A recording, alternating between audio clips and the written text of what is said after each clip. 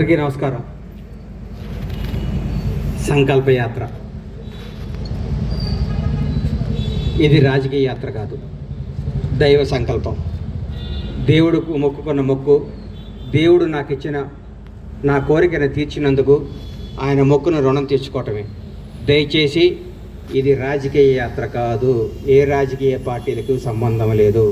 ఇది నేను అభిమానంతో ఎంకన్న కొండకు ఇక్కడి నుంచి నడిచెళ్తున్నా. ముఖ్యంగా నాకు జన్మనిచ్చిన నా తల్లిదండ్రులకు, నాకు బతుకునిచ్చిన నా షాద్నగర్ గడ్డకు, 4.5 దశాబ్దాల కిందట ఈ ఊర్లో అడుగుపెట్టాం. మామూలు కుటుంబంగా అడుగుపెట్టిన మాకు ఈ స్థాయి, ఈ స్టేటస్, ఈ అంతస్తు ఇచ్చిన ఈ షాద్నగర్ గడ్డ ఈ ప్రపంచంలో నాకు ఎంత ఇష్టమైన గడ్డ. అలాగే నా జీవితానికి అర్థం చెప్పి నేనున్నాను అని నన్ను ముందుకు నడిపించిన నా దైవ సమానులు పవన్ కళ్యాణ్ గారికి ఈ సందర్భంగా ఇంకొకసారి హృదయపూర్వక కృతజ్ఞతలు తెలియజేసుకుంటూ నా అడుగు ముందుకేస్తున్నాను. ఇది విచిత్రమో దైవ నిర్ణయమో నాకు తెలియదు. నేను హైదరాబాద్ మెగాస్టార్ చిరంజీవి గారిని చూద్దామని పోయా. ఫస్ట్ ఆయన హీరోగా నటించిన సినిమా నా థియేటర్లో ఆడుతుంది. ఈరోజు ఇక్కడ సంకల్ప యాత్ర మొదలు పెడుతున్నా. ఎందుకంటే నాకు అదృష్టం ఏంటి, ఇది సంకల్పం. ఓ రోజు ఉదయాన్నే 4 గంటకి 4:30కి నేను నిద్రలేసే అలవాటు.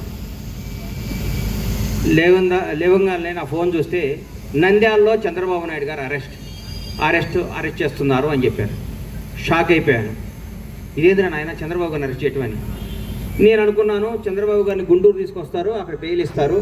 బెయిల్ ఇచ్చినాక ఒక నాయకుడు 15 ఏళ్ల పాటు ముఖ్యమంత్రిగా చేసిన మహోన్నత వ్యక్తి, 40 ఏళ్ల సుదీర్ఘ రాజకీయ జీవితం కలిగిన వ్యక్తి, ప్రపంచవ్యాప్తంగా తెలుగు వాడికి గుర్తింపు తీసుకున్న మహోన్నత శక్తి ఆయనకి ఎందుకు జరుగుద్దులే అనుకున్నాను. సాయంత్రం వరకు ఆ నిద్రాహారాలు మాని చూస్తూ ఉన్నాను, ఎప్పుడు వస్తుందని. రాంగాల ఆయన జైలుకు పంపిస్తున్నామన్నారు. అప్పుడు కూడా మనసును చంపుకున్నాను. రాజమండ్రి జైల్లోకి వెళ్ళే లోపు డెఫినెట్గా సార్కి బెయిల్ వస్తుంది, ఏం కాదు ఇది కూడా ఆయనకి ఇంకొకటి తెలుగు ప్రజలకు తెలుస్తుందిలే, ఇది నిజమేంటో అబద్ధమేంటో అనుకుంటూ ఉండగానే లోపలికి వెళ్ళారు. 1వ రోజు, 2వ రోజు, 3వ రోజు, 4వ రోజు, అలా రోజులు గడుస్తున్నాయి. సార్ బయటికి రావట్లేదు. లోపల ఏం చేస్తున్నారని చిన్న టెన్షన్, చిన్న భయం స్టార్ట్ అయింది. ప్రతిరోజు ప్రతి క్షణం ఈయన ఎప్పుడు బయటకు వస్తారా అంటూ ఉండేవాళ్ళు. ప్రతిరోజు నేను అందరితో మాట్లాడుతూ ఉంటే నేను ప్రతిరోజు వాయిదా ఉన్నప్పుడల్లా సుప్రీంకోర్టుకి వెళ్ళడం జరిగేది. ఎందుకు? అందరికంటే ఆ తీపి వార్త, ఆ మంచి వార్త, సార్కి బెయిల్ వచ్చింది అన్న మాట నేనే వినాలి ఫస్ట్ అన్న స్వార్థంతో ప్రతిరోజు ఢిల్లీ వెళ్ళి కూర్చుంటూ ఉండేవాడిని. ఢిల్లీ వెళ్ళి కూర్చుంటే ఒకరోజు కంపల్సరీ ఈయనకి బెయిల్ వస్తుంది, అందరూ హ్యాపీగా ఉండండి అందరూ అనుకోవటం జరిగింది. మాట్లాడుకున్నాం. ఆ రోజు మా శివాజీకి చెప్పాను, శివయ్య ఈసారి సార్కి బెయిల్ వచ్చేస్తుంది, ఇంకా హ్యాపీ, ఇంకా ఏం కాదంటే మనాడు అన్న రోజు మా వాడు నీది యథార్థవాదే లోక విరోధి, వాడు యథార్థాలు మాట్లాడతాడు కాబట్టి మా తమ్ముడు ఎప్పుడు లోకానికి విరోధి అవుతుంటాడు. ఎవరు ఏమనుకున్నా, ఎవరు ఎన్ననుకున్నా, ఏదనుకున్నా మా వాడు స్టైల్ మారదు, మా వాడు పందా మారదు. ఇది ఏం చెప్పిందో అదే మాట్లాడతాడు. మనస్సాక్షినే మాట్లాడే వ్యక్తి శివాజీని మాట్లాడుకున్నాను. తెలంగాణే జడ్జి గారి ముందు కూర్చున్నాను. సార్ది వచ్చింది, బెయిల్ వస్తుంది. 1 గంటలో సార్ బెయిల్కి వచ్చేస్తుంది. హైదరాబాద్ వెళ్ళిపోతే ఆనందం చూస్తే ఆ గౌరవ న్యాయస్థానంలో ఆ జడ్జి గారు ఒకటే మాట అన్నారు, ఇది నాట్ బిఫోర్ మీ అని ఫైల్ పక్కన పడేశారు. గుండె జారిపోయింది. అప్పటికే దాదాపు 43 రోజులు 42 రోజులు అయిపోయింది. ఇంకెప్పుడు బెయిల్ వస్తుందని చిన్న భయం స్టార్ట్ అయింది. నడుచుకుంటూ బయటకు వచ్చాను. ఆకాశం వైపు చూశాను. 7 గంటల వాడు కనపడ్డాడు. అయ్యా మానవ మాత్రులు ఇది చేసే పనిలా కనిపిస్తలేదు.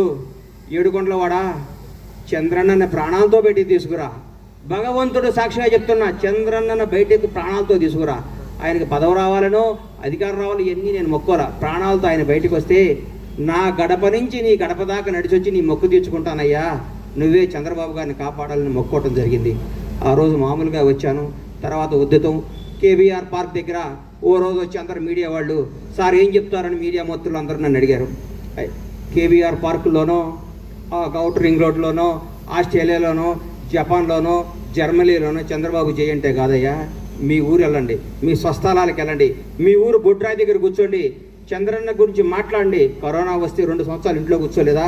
నెల రోజుల పాటు మనకి బతుకునిచ్చిన చంద్రబాబు నాయుడు గారి కోసం మనం నెల రోజులు కష్టపడలేమని ఉద్యమాన్ని తెలరేపితే సోదరిమణులు ఆ రోజు ఐటీ పీపుల్స్ అందరూ మన తేజస్విని కానీ ఆ టీం అందరూ కానీ మా శివాజీ కానీ మేమందరం ఒక టీంగా వచ్చి గచ్చిబౌలిలో ఆ రోజు అద్భుతమైన జరిగి భగవంతుడి దయ వల్ల ఏడుకొండల వారి ఆశీస్సుల వల్ల దైవ సంకల్పంతో 52వ రోజు మహానేత తెలుగు జాతి గర్వించదగ్గ తెలుగు బిడ్డ నారా చంద్రబాబు నాయుడు గారు బయటకు వస్తుంటే నాలో టెన్షన్, ఏ విధంలో ఉన్నారో, లోపల ఎట్లున్నారో, 52 రోజుల పాటు ఎలా కుంగిపోయి ఉన్నారని బయటకు వస్తుంటే జూలు విడిచిన సింహంలాగా, తెలుగువాడి గర్వంలాగా, తెలుగువాడు తేజస్సులాగా నేనున్నా.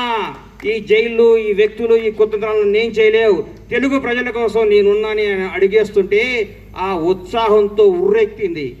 ఆ రోజు నుంచి చంద్రన్న నీలాంటి వాడు తెలుగు జాతికి కావాలి కదా మొక్కుని ఆ మొక్కు తీరడానికి అడిగేస్తున్నాను. ఇది రాజకీయ యాత్ర కాదు, ఇది దయచేసి రాజకీయంగా కానీ కాంట్రవర్సీగా చూడొద్దని చేతులెత్తి నమస్కరిస్తూ మీకు తెలియజేసుకుంటూ ఈ యాత్ర విజయవంతం కావాలని, ఈ యాత్ర ద్వారా ఏడుకొండల వాడు ఆశీస్సులు పొందాలని, నాతో పాటు నా అడుగు ప్రతి చంద్రబాబు అభిమాని